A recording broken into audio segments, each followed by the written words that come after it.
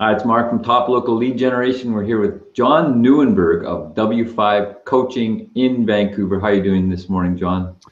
Really fine. Thanks for asking me, Mark. So, when is a good time to hire a business coach? Yeah, that's a good question. Every time, anytime, all the time is a good time to hire a business coach. If you're happy in your business and happy with your life, then there isn't really much reason to get a business coach. But if you're hoping to get something more out of your business and or something more out of your life, then now's the right time to get a business coach. Getting a business coach is just one part of the decision. The hard thing about getting a business coach is to commit to the process, to commit to a process where you're willing to examine a lot of the assumptions that you've been making, and to commit to a process of growth. And any process of growth involves being a little uncomfortable at times, having some stalls, or from time to time being frustrated in the process. It's a little like, I think, if you've ever taken a golf lesson or a tennis lesson or a skiing lesson, it feels like the right thing to do, but progress isn't always linear. It isn't a perfect line of getting from here to there. There can be times along the way where you just feel like you want to give up and throw in the towel. And in my own case, having taken skiing lessons and golfing lessons, it's easy to go back to what you did before because it's comfortable, even if for sure it doesn't work right. So getting a business coach is a little like taking golf lessons or tennis lessons. It's committing to a process, working with your coach to grow and develop, and eventually get out the other side where you've seen significant growth and business is now better and your life is now better.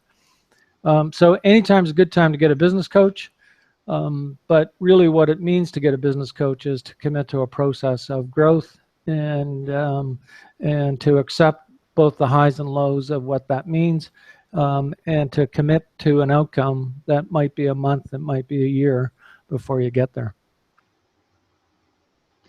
So I know for me, working with a business coach has been definitely personally uncomfortable at times because of the mirror that's held up about my business being a reflection of my own personal effectiveness and the decisions I make. So how do you help other business owners with that? Well, to be their best friend, or as I said to an owner last week, I'm going to offer you some love. It's going to be tough love, but nevertheless love. And so, coaching really is about helping someone explore the edges of their comfort zone. And what I mean by that is any growth that we takes place only when we get to the edge of our comfort zone. Because if we're not there, we really are in a place where we're, not going to be growing much. So a business coach helps someone get to the edge of their comfort zone and get comfortable there, and at the same time help that owner not go so far past their comfort zone that it becomes the panic or the danger zone. And typically in that space, you're kind of stuck because you're just frozen in paralysis.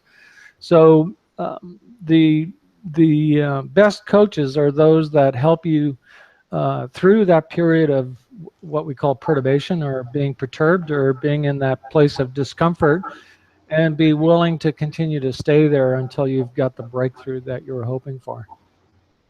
So it comes down to a judgment about working with different people and helping them get to that place of being uncomfortable, but at the same time not pushing them so far that it becomes counterproductive. So if you're looking for a coach who's both compassionate, honest, and extremely wise and smart and ruthless, if I could even say that, John Nieuwenburg's your guy you want to call or reach out to. Give him an email at john@w5coaching.com, or check out his website, w5coaching.com. Thanks, John. My pleasure. I think this is the first and only time I've considered ruthless a compliment. Cheers.